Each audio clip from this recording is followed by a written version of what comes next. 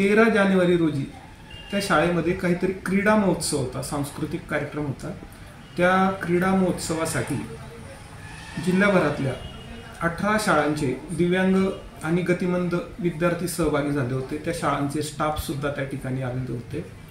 तर त्याबाबतची जी माहिती मी घेतलेली आहे त्यानुसार कार्यक्रम सुरू होण्यापूर्वी सकाळी 10:30 वाजेच्या सुमारास त्या शाळेच्या विद्यार्थ्यांनी, जवळपास 70 विद्यार्थी असावेत त्या शाळेत, 60 ते 70च्या दरम्यान, आणि तिथला स्टाफ अशा जवळपास 75 लोकांनी सकाळी 10:30च्या सुमारास तिथे डाळ, पालक, भात, पोळ्या असं जेवण केलेलं होतं।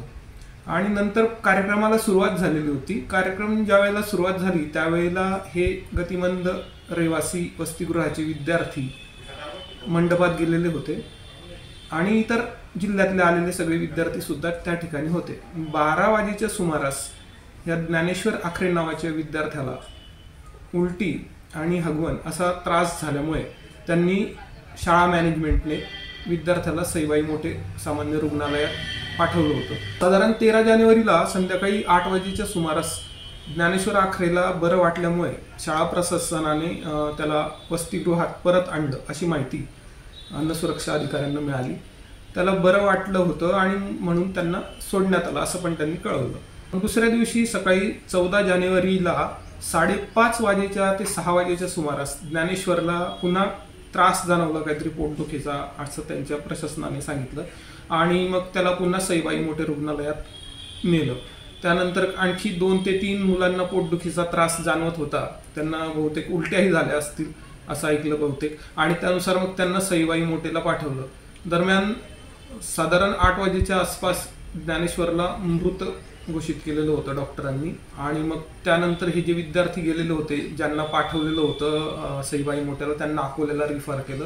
ते विद्यार्थी अकोल्याला, मग आरोग्य यंत्रणेने लगेच वसतिगृहाच्या ठिकाणी भेट दिली आणि त्या ठिकाणी त्यांनी पोरांचं स्क्रीनिंग केलं, स्कॅनिंग केलं असेल बहुतेक, आणि त्या मुलांना अंडर ऑब्झर्वेशन ठेवलं आणि त्यातल्या ज्या 9 मुलांना ज्यांनी सांगितलं की आमचं पोट दुखतं आहे किंवा त्रास होतो आहे त्यांना मग सईबाई मोठे रुग्णालयात दाखल ठेवलं। अन्न सुरक्षा अधिकारी ज्या वेळेला घटनास्थळी पोहोचलेले होते 14 तारखेला, जशी माहिती मिळाली त्या ठिकाणी गेले, त्यावेळी शाळा प्रशासनाला त्यांनी विचारलं की प्रिपेअर्ड फूड जे होतं तुमचं ते काही आहे का, तर ते शिल्लक नव्हतं किंवा ते उष्ट उरलेलं असेल तर ते टाकून देतात असं त्यांनी सांगितलं। त्या दिवसाचं काहीही अन्न 13 तारखेचं नसल्यामुळे 14 तारखेला अन्नपदार्थ तयार करण्यासाठी जे रॉ मटेरियल वसतिगृहामध्ये असतं त्या रॉ मटेरियलचे नमुने अन्न सुरक्षा अधिकारी यांनी घेतलेले आहेत।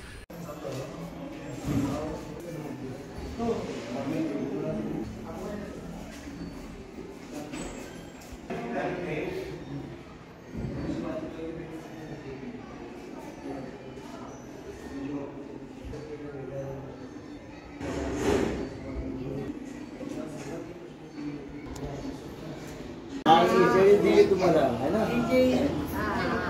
पोट दुखतात ना म्हणून खिचडी खाल्ली। अच्छा, हरिओम खाली टाक, तुझं जेवण झालं ना?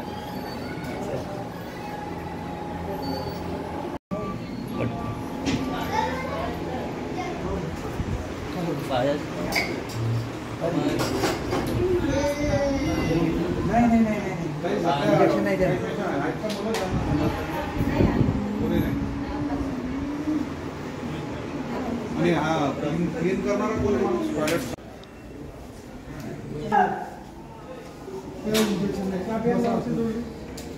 ना,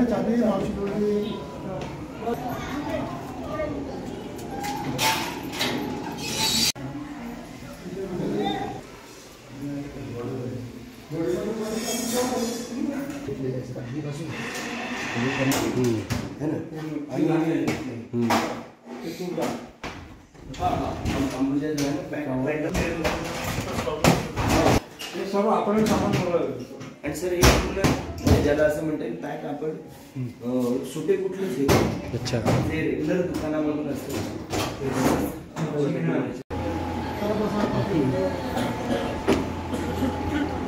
इथे सर काही टॉयलेट आवाज आहे ती ब्लॉक झाली त्याला ते सर्व खुलं करून विद्यार्थी राहतात